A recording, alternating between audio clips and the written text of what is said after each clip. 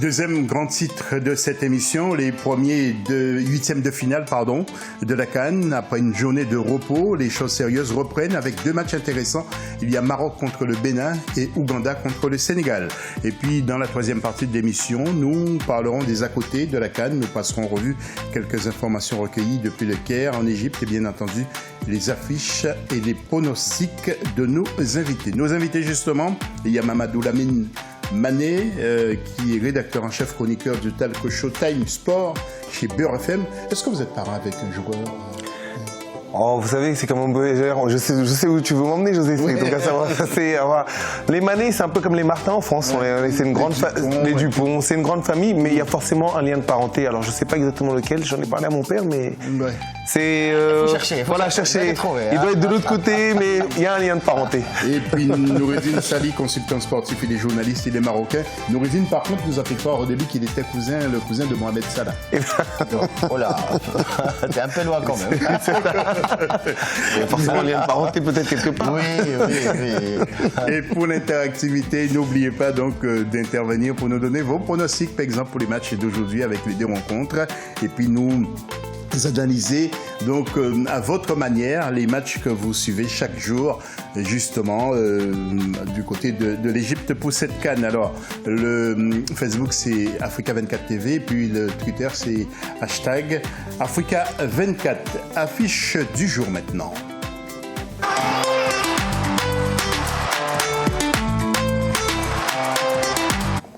Et puis je profite pour saluer aux manettes Monsieur Ousenou et donc notre collaborateur Monsieur Radim.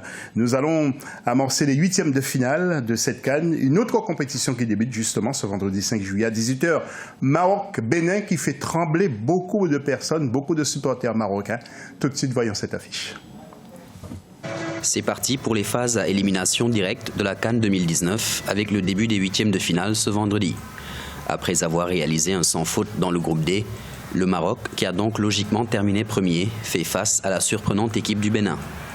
Les écureuils, qui ont eu le privilège de faire partie des meilleurs troisièmes, se sont qualifiés pour la première fois de leur histoire au tour suivant. Le match contre le Maroc place les Lions de l'Atlas comme favoris, mais le Bénin est déjà habitué à affronter les grands d'Afrique, surtout lors de la phase de poule qui a vu les hommes de Michel Dussuyer ne concéder aucune défaite, notamment contre le Ghana et le Cameroun, rencontres qui se sont toutes soldées par un nul. Le coup d'envoi est prévu à 16h temps universel au stade de l'Académie militaire du Caire.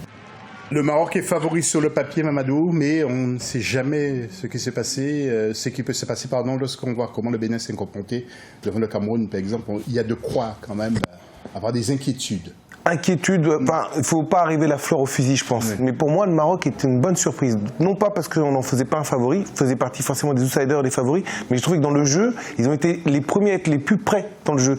Dans la manière de l'expression collective de l'équipe, dès le départ, on a senti une équipe qui était concernée. Et on a des équipes comme le Sénégal, qui ont eu un peu tout à l'heure, qui progressent petit à petit. Moi, le Maroc, je les ai sentis concernés dès le départ. Et c'est une équipe qui est agréable à voir jouer, avec un Ziyech qui fait une saison exceptionnelle et qui aujourd'hui en fer de lance qui fait une saison exceptionnelle dont on attend un peu plus quand même. Je l'ai trouvé un peu emprunté, mais je pense que lui aussi va monter en puissance. Mais moi le Maroc je les vois passer. Alors on peut s'attendre à tout, on rentre sur un match à élimination directe, donc tout est possible, mais je pense que collectivement, et je crois que dans l'expression toujours collective, c'est ce qui est important, aujourd'hui on le voit en toutes les équipes, il n'y a pas un joueur qui brille, qui tire son équipe, c'est les équipes qui sont le plus près dans l'expression collective, et les Maroc, je les ai sentis concernés dès le départ. Maintenant, oui, on va voir. C'est une confrontation entre deux entraîneurs français quand même, hein. Ça il faut en tenir compte. Et puis bon, dans ces conditions-là, ils ne sont pas tellement amis. C'est une autre, comme tu l'as signalé dans ton intro, c'est une autre compétition qui commence à José. Une parenthèse, je vais trouver des excuses à la CAF, encore une fois, par rapport à l'organisation. C'est inadmissible que le Maroc joue tous ses matchs à 16h30, à 18h et à 19h. Et il y a des équipes style l'Égypte, par exemple. Il n'y a pas eu un match en nocturne? Non. Et ça va continuer. Même le quart de finale se jouera à 18h. Donc il n'y a pas une certaine égalité des chances dans ces cas-là, parce que la température elle est excessive. Donc il fallait au moins trouver un terrain d'égalité de toutes les équipes. Il y a des équipes qui ont joué toutes leurs matchs. Privilégié, vous voulez dire? Ah oui, si on trouve l'Égypte qui joue toujours à 21h ou à 22h et le Maroc joue tous ses matchs, il a commencé par 16h30, rappelez-vous. Et après, il est passé à 19h et 18h. Et ça va continuer. Donc, je pense que c'est vrai que vous allez me dire il y a 1 heure ou 2 heures de décalage, mais ça pèse quand même sur les automatismes et sur le physique des joueurs. Ça, c'est entre parenthèses. Le Bénin devrait gagner. Oui, pourquoi pas? Parce que rappelle-toi qu'il était dans le groupe du Cameroun et du Ghana. Il a fait combien? Il les a tous tenus en échec. Ouais. Et tu avais une troisième du groupe. Et oui, il a fait match nul contre le Cameroun, il a fait match nul contre le Ghana. Mais Noureddine, j'avoue que je ne sens pas tellement bien cette équipe du Maroc. Même s'il y a de bons éléments, bon... Tu les sens pas? Le sentir, non, il ne faut pas exagérer. Avec l'Algérie, je pense que c'est le des équipes qui pratiquent et qui ont produit un football vraiment digne du continent actuellement. Je pense que le Maroc, on a gagné avec 1-0 les 3 matchs. Ça veut dire qu'on a une stérilité offensive. On a un problème pour concrétiser. On a un problème de trouver ce tueur devant. Une série de Léganais, c'est vrai que c'est un bulldozer à l'africaine, mais c'est pas quelqu'un, parfois, il n'a pas on va dire la boussole pour trouver exactement les filets, quoi. Et ça, il va falloir qu'ils améliorent ça aujourd'hui. Alors, deuxième huitième de finale, je voudrais quand même profiter pour saluer nos collaborateurs, Mathilde aussi, qui fait un bon travail, un gros travail derrière la console également. Et pour ces huitièmes de finale, nous allons voir la présentation de Marcel Farba Maroun pour Ouganda contre Sénégal. Quel match encore? Regardez.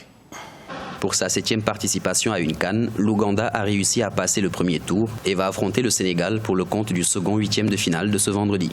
Pas forcément attendu, les Crânes ont créé la surprise dans le groupe A, terminant 2e avec 4 points derrière l'Égypte et devant la République démocratique du Congo et le Zimbabwe. Le Sénégal, qui s'est lui bien relancé après sa défaite face à l'Algérie en battant le Kenya 3-0, aura à cœur de faire mieux qu'en 2017, éliminé en quart de finale de la CAN durant la séance fatidique des tirs au but contre le Cameroun. Une qualification devrait permettre aux coéquipiers de Sadio Mané d'entrouvrir un peu plus la porte vers le premier sacre continental attendu par tout un peuple. L'arbitre donnera le coup d'envoi à 19h GMT au stade international du Caire. Donc, match à 21h. Noureddine, je vous ai entendu pendant que le sujet était diffusé. Quelle belle équipe. Vous parlez de l'Ouganda. Exactement. Exactement. Franchement, c'est une équipe, par rapport à le style de jeu, cette vision, cette cohésion, un jeu posé, un jeu qui variait sur les 3 flancs, un jeu basé.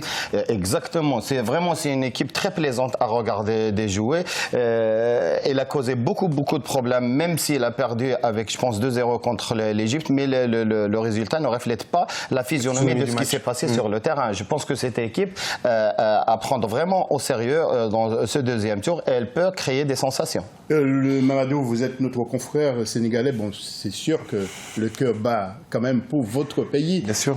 Comment sentez-vous ce match contre l'Ouganda? Parce que l'Ouganda nous a vraiment surpris en battant les RDC. Vous me direz peut-être que les RDC n'est pas l'équivalent du Sénégal non plus. Forcément. Mais il faut se méfier. Il faut se méfier. Ouais. Et Nordine le disait tout de suite, elle est rafraîchissante cette équipe de l'Ouganda. Et il ne faudrait pas que le Sénégal souffre du syndrome du favori qui a causé l'élimination en quart contre le Cameroun sur la dernière CAN. En fait, le Sénégal là est favori et sur penalty. Sur penalty et raté par Sadio Mané justement. Mais le Sénégal est déclaré comme un favori depuis le début de la compétition. Depuis même un moment, on attend tous ce premier sacre. La seule peur que j'ai pour le Sénégal, c'est quel que soit le tour qu'on va passer, donc là contre l'Ouganda, c'est d'arriver avec peut-être trop de pression. Et l'Ouganda peut être une équipe qui peut justement la mettre en difficulté. Si l'Ouganda joue comme elle joue depuis le début et arrive à marquer, je ne sais pas si les Sénégalais peuvent être mis en difficulté. Ils seront mis en difficulté. Est-ce qu'ils auront la force mentale pour pouvoir aller chercher? C'est la seule difficulté que je vois pour le Sénégal. Ils sont favoris, mais une équipe contre l'Ouganda, comme l'Ouganda, pardon, et typiquement l'équipe qui peut la faire douter. Il faut bien commencer. Si l'Ouganda prend un peu le dessus, je ne sais pas si le Sénégal aura la force mentale. En tout cas, c'est là où ils seront mis un petit peu en difficulté. Oui. Et puis, je crois s'il y a quelqu'un sur ce plateau qui connaît bien la carrière de Sébastien Desarbres, c'est bien Noureddine Sali. Noureddine, quand on voit le parcours, il est plus expérimentant en tant que tel. Il connaît très bien l'Afrique. Parce qu'il connaît bien l'Afrique. Il a été à la SEC Mimosa, il est au Sport de Garoua, il était ou encore à l'Espoir terrain sportif de Tunis. Il a été Wak de Casablanca aussi. De l'Angola, ouais. Il est complet, ce monsieur. Ouais. Par rapport à Aliou Cissé, qui a été un grand professionnel, mais peu d'expérience sur le plan. C'est pas le même trajet, c'est pas la même trajectoire, c'est pas le même itinéraire. Et ça peut jouer, selon vous? Évidemment, quelqu'un qui connaît très bien les louages du football africain, du climat, le fait de s'acclimater avec l'environnement africain.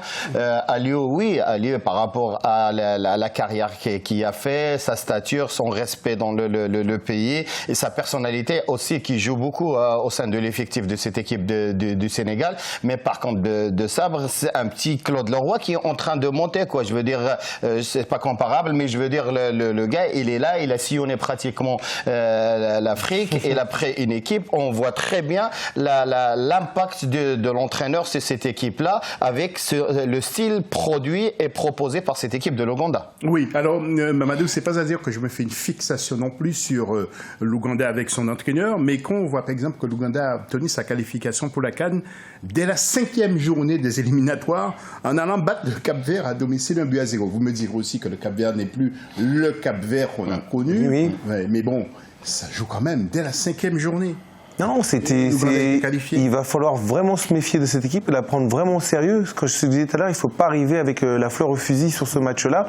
On est en 8e de toute manière. Quand on est en 8e de finale, qualifié premier, deuxième ou meilleur troisième, c'est qu'on mérite d'être en 8e de finale. Et c'est un match à élimination directe. Donc il n'y a plus de statut, il faut jouer le match. Et donc le Sénégal doit respecter l'Ouganda. C'est ça le mot en fait, respecter l'Ouganda comme n'importe quel adversaire qu'il aurait pu rencontrer à ce stade de la compétition. Et s'ils sont là, et compte tenu du parcours du coach, de la progression de cette équipe et de la fraîcheur avec laquelle on l'a vu jouer, le Sénégal doit prendre ce match très très très au sérieux et surtout pas par-dessus la jambe. Ça, c'est sûr et certain. Alors, nous allons regarder les stades qui vont accueillir justement ces rencontres. Il y a le stade international d'Iker qui va recevoir Maroc. Maroc Bénin. Et puis l'autre stade, c'est Al Salam qui va accueillir le stade le match Ouganda-Sénégal. Vous voyez donc les rencontres avec ce vendredi Maroc-Bénin à 18h, ce qui ne plaît pas vraiment à mon ami Noureddine Sali, parce qu'il va faire chaud, mais le soleil commence à se coucher quand même. Hein. Et puis Ouganda-Sénégal c'est encore tôt. Samedi, Nigeria-Cameroun. Noureddine, décidément, c'était râleur. Hein, oh non. Samedi, Nigeria-Cameroun. Égypte-Afrique du Sud. Dimanche, Madagascar-RDC. Et Algérie-Guinée. Et puis lundi 8, Mali-Côte d'Ivoire. Et Ghana contre la Tunisie. S'il nous reste un peu de temps encore, mais est-ce que vous avez d'autres commentaires à apporter sur ces premiers 8e de finale? C'est bien de jouer les premiers? C'est bien, oui, mais je veux dire, pour évacuer tout de suite la pression et penser à autre chose pour les équipes qualifiées. Ouais. Je pense que le Maroc, oui. Aussi, une petite remarque, c'est pas normal aussi que le Maroc a 3 jours de repos et que vous trouvez l'Égypte ou l'Algérie, par exemple, qui ont 5 jours de repos. Et le Bénin, monsieur Noureddine? Et le Bénin, comme je vous ai dit tout à l'heure, le Bénin qui a fait une belle sensation. Oui, mais à combien de jours de repos? Ben, pareil, la même chose. Je ne prends pas la défense du Bénin ni du Maroc.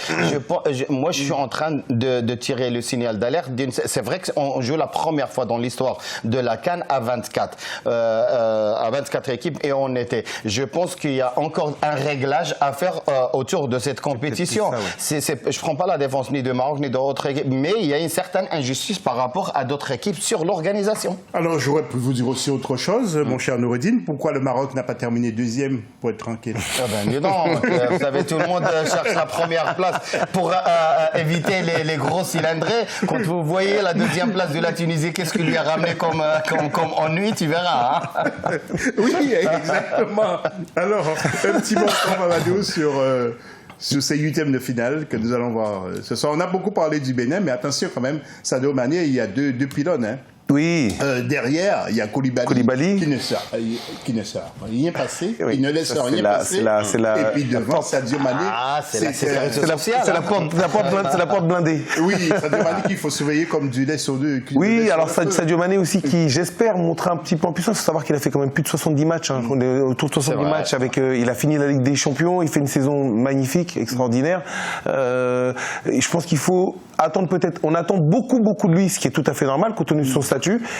Et J'espère qu'il aura assez de moelle, si je peux m'exprimer ainsi, pour bien terminer puis propulser le Sénégal. Et une dernière chose aussi, j'espère qu'à partir des 8e, les stades vont un peu se remplir. On a vu certains stades quand même très clairsemés, pour diverses raisons, je ne sais pas, en termes d'organisation, de billetterie, mais j'espère que les stades quand même vont commencer à se remplir un peu plus, qu'on sente un peu plus de ferveur. Sur certains matchs, c'était quand même très dommage de voir des tribunes assez vides. Voilà, donc j'espère aussi que la ferveur populaire et que les gens vont pouvoir venir au stade pour donner un peu plus encore de voilà, Noureddine nous dirait quelques mots dans la troisième partie sur ces stades vides. Noureddine qui connaît un peu l'Égypte, un peu. Un petit peu. À tout de suite, après la pause.